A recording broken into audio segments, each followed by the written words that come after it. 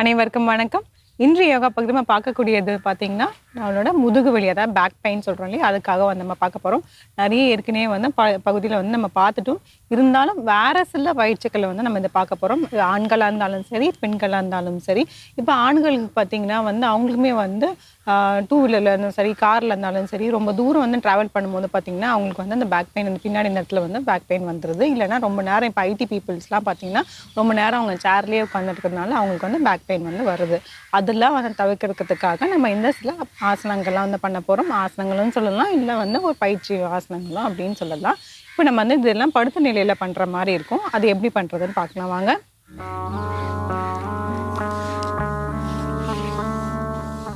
முதல்ல கால்கள் நீட்டிட்டு தண்டாசனால உட்காந்துக்கோங்க. ஒரு ஆழ்ந்த மூச்சு உள்ள இழுத்து வெளியே விடலாம்.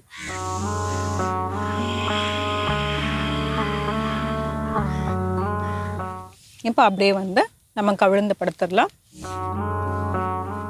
கவிழ்ந்து படுத்துட்டு நம்ம கால்களை ரெண்டு பக்கமாக இப்போ தள்ளி வைக்க போகிறோம். தள்ளி வச்சுட்டு ஒரு காலை மடக்க போகிறோம். அதை எப்படி பண்ணணும்னு செஞ்சு காமிச்சிடறேன். அது பண்ணுறதுக்கு முன்னாடி உங்களுக்கு நான் சொல்லிடுறேன், வேறு ஒன்றும் இல்லை. இது மாதிரி இன்னும் ஒரு என்ன பயிற்சிகள் இருக்குது, அதையும் நம்ம அப்படியே பார்த்துடலாம்.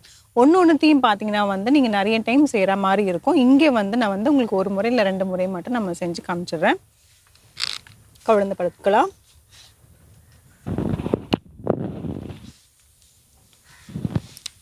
கால் நல்லா நீட்டிடுங்க. நீட்டிட்டு ஒரு கால் இப்படி மடக்கி வச்சுருங்க. இன்னொரு கால் இப்படி மடக்கி வைக்கணும்.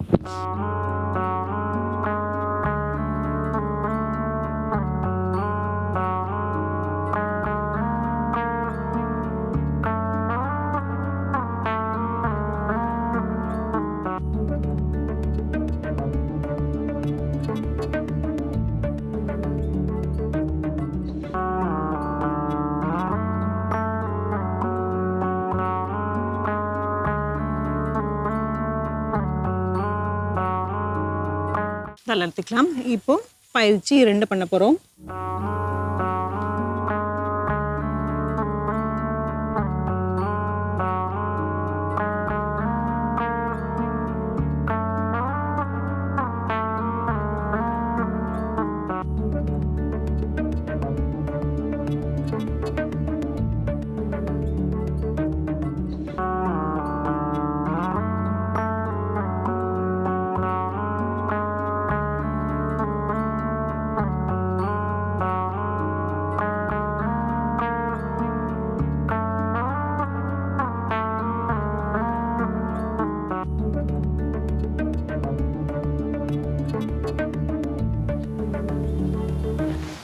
எடுத்துக்கலாம். பயிற்சி 3.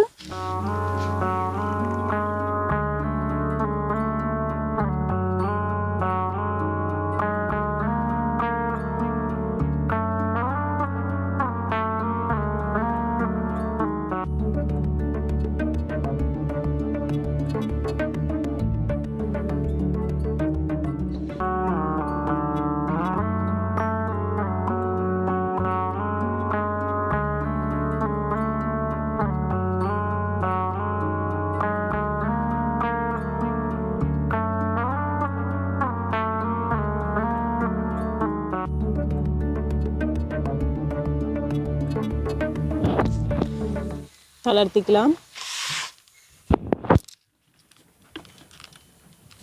பாலாசனம் அப்படியே இருந்தோன்னா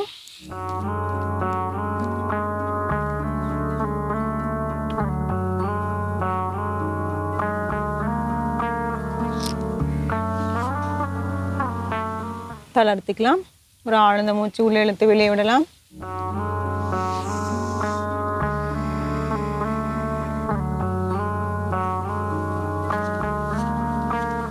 பயிற்சி 1ல் பார்த்தீங்கன்னா 2 காலையுமே 2 பக்கம் எக்ஸ்டெண்ட் பண்ணிவிட்டு ஒரு கால் மட்டும் அப்படியே மேலே அப்படியே தூக்கிட்டு பண்ணுவோம். இதனால என்ன பலன் அப்படின்னு பார்த்தீங்கன்னா, நம்மளுக்கு கவிழ்ந்து படுத்துட்டு இந்த கால் இந்த மாதிரி விரிச்சு வைக்கும்போது பார்த்தீங்கன்னா இந்த இடமே நல்லா ஓப்பன் ஆகும். பின்னாடியுமே வந்து உங்களுக்கு நல்லா ஓப்பன் ஆகிடும். அப்போ பண்ணும்போது பார்த்தீங்கன்னா வந்து உங்களுக்கு அந்த பேக் பெயினுக்கு வந்து அந்த ரிலீஃப் நல்லாவே கிடச்சிரும். ஆனால் பண்ணும்போது பொறுமையாக வந்து நீங்கள் பண்ணணும். அதுதான் வந்து முக்கியமான விஷயம். அதே மாதிரி அடுத்த பயிற்சி 2ல் பார்த்தீங்கன்னா 2 காலுமே பின்னோக்கி மடக்கிட்டு அதுக்கப்புறம் இடது பக்கமாகவும் வலது பக்கமாகவும் நம்ம வந்து அப்படியே பெண்ட் பண்ணுவோம். பண்ணும்போது அந்த கால் விரல்கள் வந்து கீழே படுற மாதிரி இருக்கணும். ஆனால் முயற்சி பண்ணுங்க. முழுமையாக சில பேருக்கு வந்து வரலன்னா வந்து உங்களுக்கு எந்த அளவுக்கு வருதோ அந்த அளவுக்கு மட்டும் நீங்கள் செஞ்சாலே போதும். ஏன்னா வந்து ரொம்ப வந்து வலி அதிகமாக இருக்கும் போது வந்து இந்த மாதிரி ரொம்ப வேகமாகவும் சரி இல்லை ஃபுல் ஸ்ட்ரெச்சும் வந்து நம்ம பண்ணக்கூடாது. பொறுமையாக வந்து பண்ணால் மட்டும்தான் அதுக்கூட பலன்கள் வந்து இருக்கவும் செய்யும். அந்த வலியும் வந்து போகும். சரி இவங்க சொல்லிட்டாங்களேன்னு சொல்லிட்டு நம்ம முழுமையாக பண்ணணும்னு சொல்லிட்டு அப்படியும் பண்ணவும் கூடாது. கொஞ்சம் உங்களுக்கு எந்த அளவுக்கு உங்க வலியை பொறுக்க முடியுதோ அந்த அளவுக்கு வந்து நீங்கள் செஞ்சாலே போதும். அதுக்கப்புறம் பயிற்சி 3ல் பார்த்தீங்கன்னா 2 கால்களுமே வந்து நீட்டிட்டு ஒரு கால் மட்டும் அப்படியே பின்னோக்கி அந்த ஆப்போசிட் சைடில் வந்து காலை கொண்டு வந்து வைப்போம். அதுவும் வந்து உங்களோட கம்ஃபர்ட் லெவலுக்கு ஃபஸ்ட்டு வச்சுக்கோங்க. அந்த விரல்கள் கீழே பட முடியுதான்னு பாருங்கள். அப்படி இல்லைன்னா ரொம்ப அந்த தூரமாக போக முடியுதான்னு பாருங்கள். இல்லை வலிக்குது எனக்கு ரொம்ப ஜாஸ்தியாகிற மாதிரி இருக்குது அப்படின்னு நினச்சிங்கன்னா கொஞ்சமாக வந்து நீங்கள் ட்ரை பண்ணுங்கள். அதுக்கப்புறம் செய்ய செய்ய வந்து உங்களுக்கு கரெக்டாகும். இந்த ரிலீஃப் ஆகிடும். உங்களுக்கு பின்னாடி இருக்கிறது வந்து நல்லாவே ஹிப் ஓப்பன் அப்படின்னு சொல்லுவாங்க. அது ஓப்பன் ஆயிடுச்சுனாலே வந்து உங்களுக்கு இந்த பேக் பெயின்லாம் வந்து உங்களுக்கு வரவே வராது. இந்த பயிற்சிகள் எல்லாமே வந்து முயற்சி செஞ்சு பாருங்கள். மீண்டும் அடுத்த பகுதியில் சந்திக்கலாம். நன்றி, வணக்கம்.